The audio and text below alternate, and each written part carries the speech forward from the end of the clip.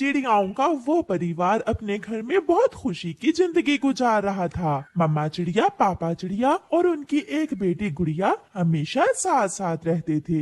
उनके घर के पास ही एक पेड़ था जिस पर मीठे मीठे अमरूद लगा करते थे। वो हर रोज जी भर के मीठे अमरूद खाते और जब उनका दाना खाने को मन करता तो घने जंगल में चले जाते।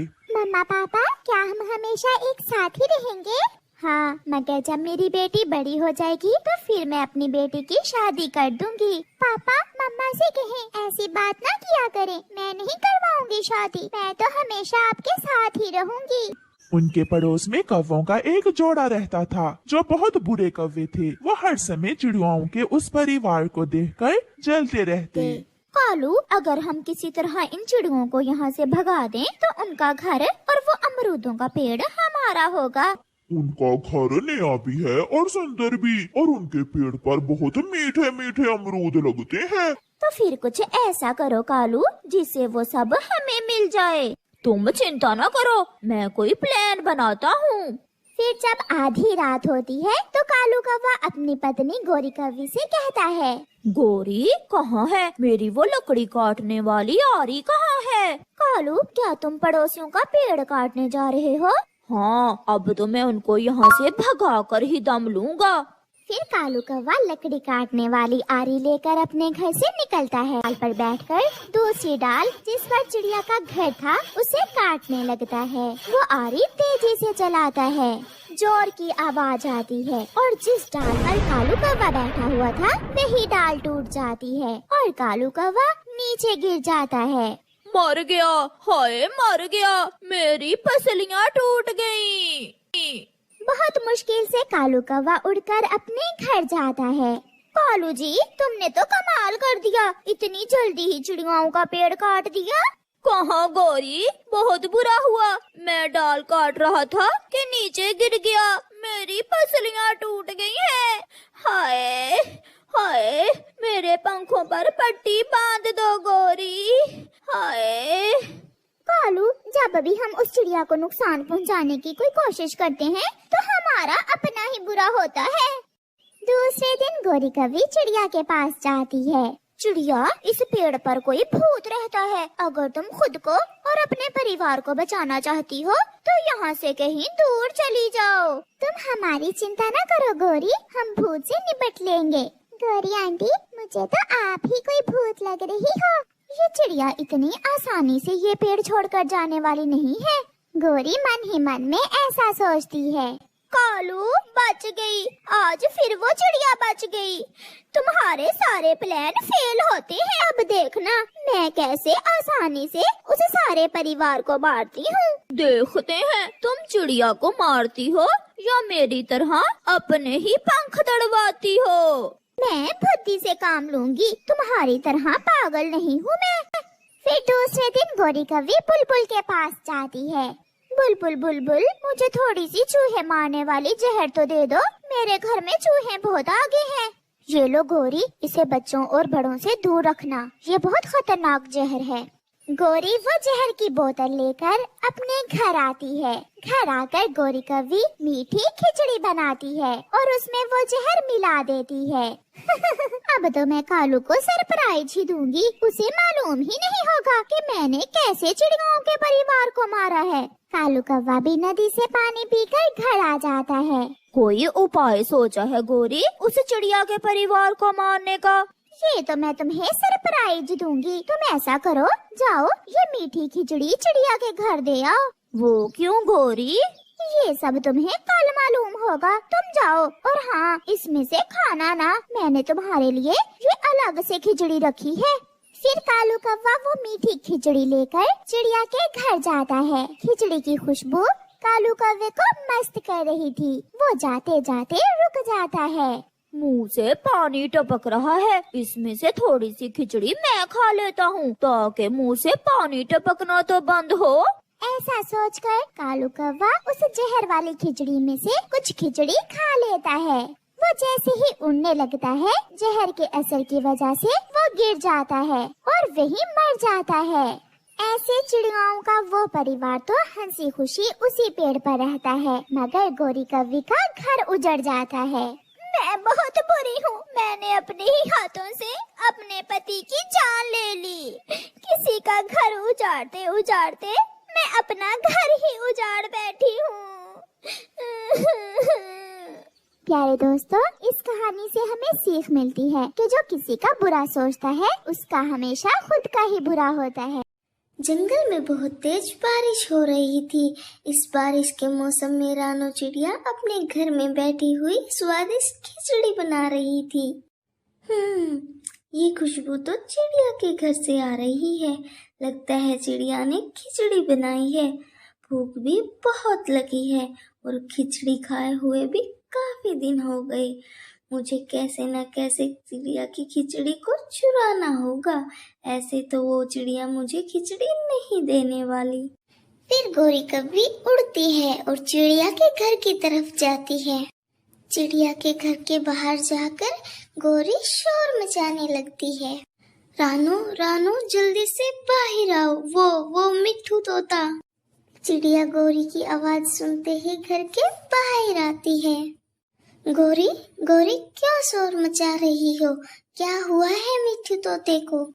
वो चिड़िया मैं मिट्ठू तोते के घर के बाहर से गुजर रही थी तो मैंने देखा उसका घर टूट गया है और मिट्ठू तोता उसके नीचे दब गया है। वो मदद के लिए गुहार लगा रहा है। गोरी की बात सुनते ही रानो और उसकी बेटी गुड़िया दोनों मिट्ठू तोता के घर की तरफ उड़ती हैं। जल्दी से मैं चिड़िया की खिचड़ी चुरा लेती हूँ और अपने घर ले जाती हूँ। घर के अंदर से कुंडी लगा लूंगी, फिर वो चिड़िया मेरा कुछ नहीं बिगाड़ सकती। ऐसा ही करती है, चिड़िया की खिचड़ी चुरा लेती है और अपने घर ले जाकर अंदर से दरवाजा बंद कर लेती है। जब चिड़िया तोते के घर जाती है, तोता तो अपने घर की खिड़की में बैठा हुआ बारिश के मजे ले रहा था। तोते भैया, आप तो बिल्कुल ठीक हो और आपका घर भी नहीं टूटा हुआ। चिड़िया, तुम ऐसा क्यों कह रही हो? मुझे क्या होना था? फिर चिड़िया मिट्ठू तोते को सारी बात बताती है। रानू, ये गोरी बहुत छोटी है। ये हमेशा दूसरों को परेशान करने का कोई न कोई बहाना ढूंढती रहती है। फिर चिड़िया और उसकी बेटी घर आ जाती है। वो घर आकर देखती हैं कि उनकी खिचड़ी तो चूल्हे पर है ही नहीं। मम्मा, हमारी खिचड़ी की हंडिया तो यहाँ है ही नहीं। लगता है कोई पक्षी चुरा कर ले गया। गुड़िया बेटी, कोई और पक्षी नहीं, उस गोरी कभी, उसी ने हमारी खिचड़ी चुराई होगी। चलो हम उसके घर चलते हैं। गोरी गोरी, दरवाजा खोलो, हमारी खिचड़ी हमें वापस करो। ना चिड़िया, अब ये दरवाजा नहीं खुलने वाला। इस खिचड़ी से तो बस मेरा ही पेट भरेगा। तुम अपने लिए और खिचड़ी बना लो घर जाकर। चलो गुड़िया बेटा, हम घर चलते हैं। ये गोरी कभी बहुत बुरी है, ये हमें अब खिचड़ी नहीं देने वाली। रानू चिड़िया अपनी बेटी को लेकर घर चली जाती है। दोनों माँ बेटी भूखे ही पेट सो जाती हैं। ऐसे ही कुछ दिन बीत जाते हैं। गुड़िया को गोरी कभी पर बहुत गुस्सा था।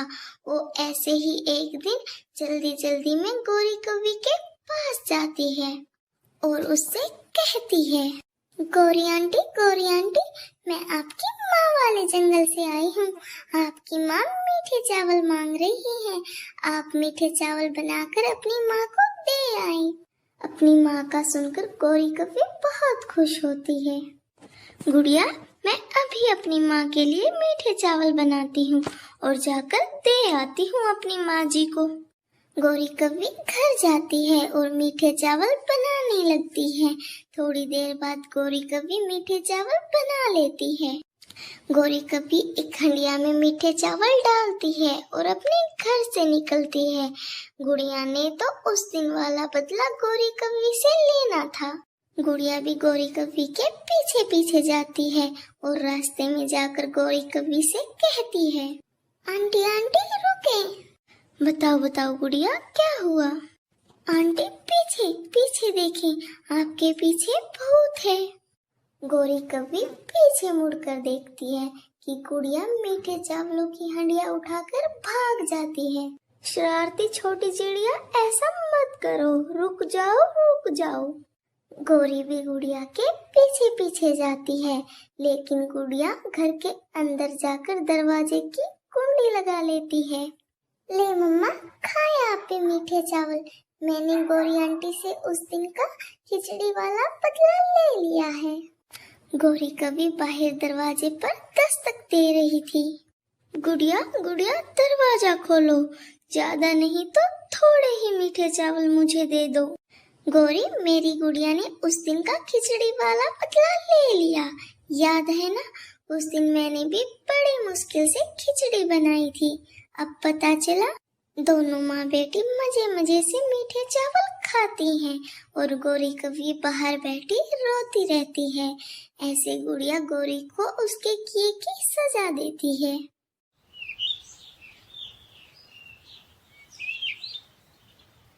गोरी, ये दाना मुझे दो, ये दाना मेरा है, मैं अपने बच्चों के लिए लेकर जा रही हूँ ये दाना तो मैं तुझे नहीं देने वाली, ये दाना तो मेरा बेटा जग्गू ही खाएगा।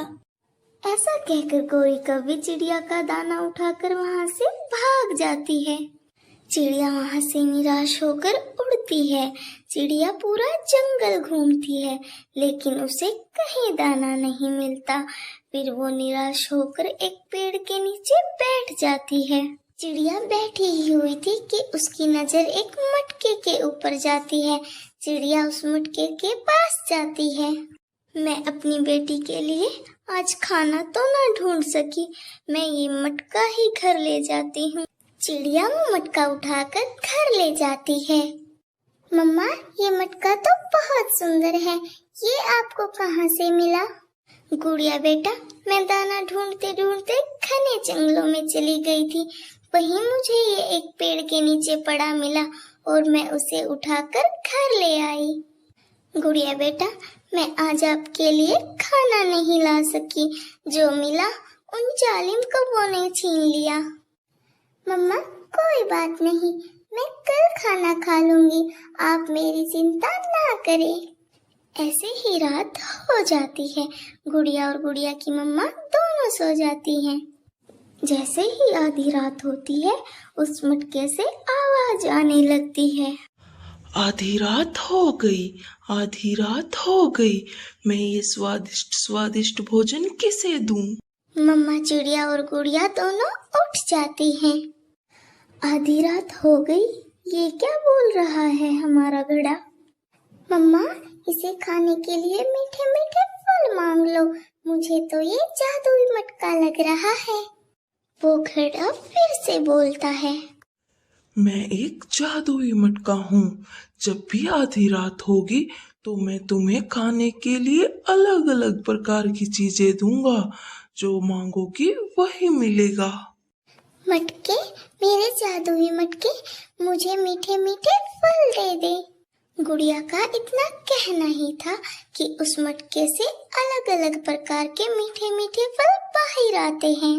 गुड़िया और उसकी मम्मा हैरान भी थी और खुश भी। मम्मा मम्मा, अब तो हमें ये जादुई मटका मिल गया, अब तो मजा ही मजा होगा। मम्मा चिड़िया और उसकी बेटी दो दो मीठे फल खाती हैं और सो जाती हैं। और सुबह हो जाती है। मम्मा चिड़िया बाकी के फल लेकर कबूतर के पास जाती है। कबूतर भाई, ये ले, आप ये मीठे फल रख ले। कबूतर बड़ी हैरानी से चिड़िया से पूछता है। चिड़िया, तुम इतने सारे मीठे फल कहाँ से लाई? ये सारे फल मुझे मेरे जादुई मटके ने दिए हैं। चिड़िया वो सारे फल देखकर वहाँ से चली जाती है।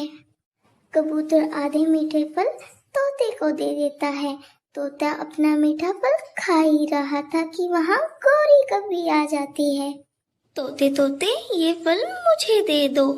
नहीं नहीं, ये मीठे मीठे फल मुझे चिड़िया ने दिए हैं, मैं ये किसी को नहीं दूंगा। फिर गौरी कभी उड़ती है और कबूतर के पास जाती है। कबूतर कबूतर, अपना मीठा फल मुझे दे दो।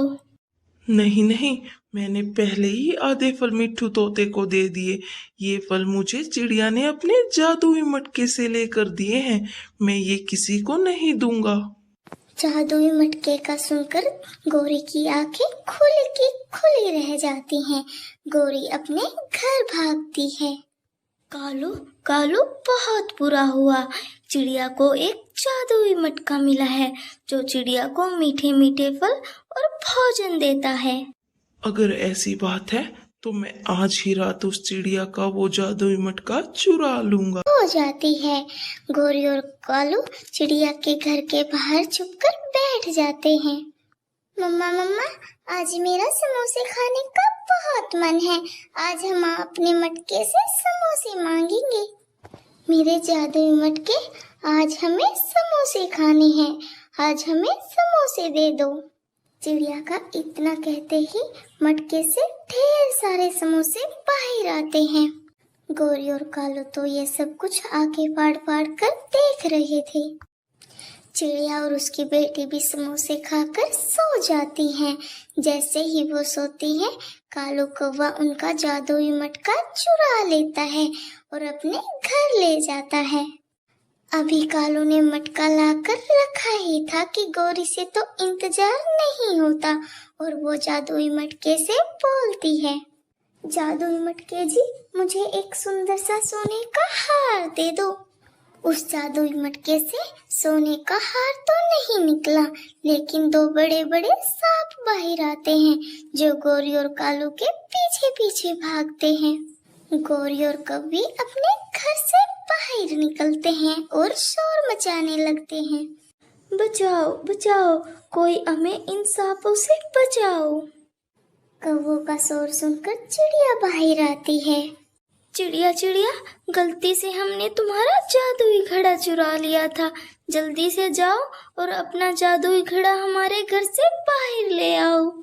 गौरी, नेकी के बदले नेकी मिलती है, अच्छाई के बदले अच्छाई मिलती है, लेकिन बुराई के बदले हमेशा बुराई ही मिलती है।